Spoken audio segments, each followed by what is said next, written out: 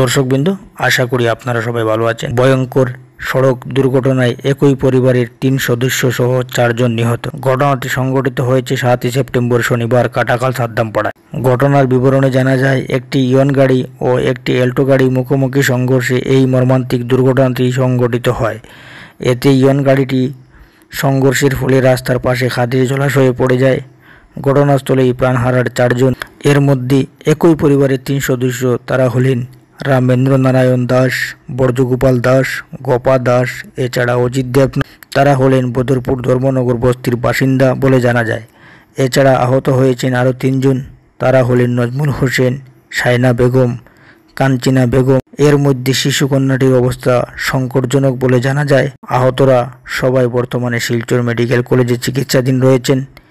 এই সড়ক দুর্ঘটনার এই অঞ্চলে শোকের ছায়া নেমে এসেছে। বিস্তারিত দেখুন ভিডিওতে। হাইলাকান্দি জেলার কালীনগর এলাকায় সাদ্দামপাড়া বলে একটা জায়গা আছে। সেই সাদ্দামপাড়া এলাকায় একটি ইয়ন এবং একটি অল্টো গাড়ির মধ্যে মুখোমুখি সংঘর্ষ হয় এবং সেটা রাস্তা থেকে গড়িয়ে পড়ে, জাতীয় সড়ক থেকে গড়িয়ে পড়ে গিয়ে একদম জলের মধ্যে পড়ে যায় এবং সেখানে একটা গাড়ির দরজা গ্লাসও বন্ধ ছিল। আমরা যতটুকু ফিল্ডে দেখতে পেরেছি, সেখানে 4 জন প্রায় জায়গাতেই ওনারা মৃত্যুবরণ করেছেন এবং আরও 4 জনের অবস্থার মধ্যে একজনের একটা ছোট্ট বাচ্চা, 5-6 বছরের একটা শিশুকন্যা, তার অবস্থা অত্যন্ত খারাপ।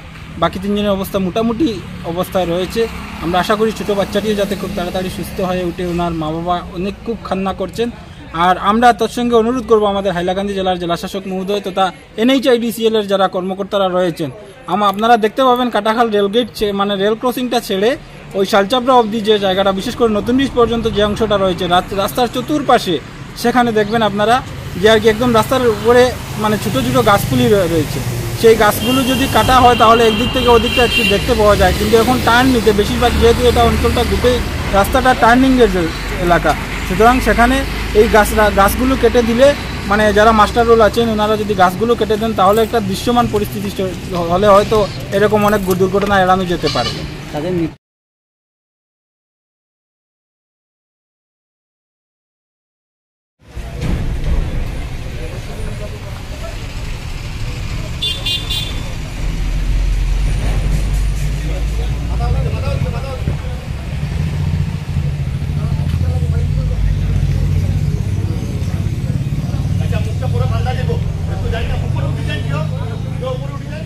বাইরে আছে, সামনে আছে।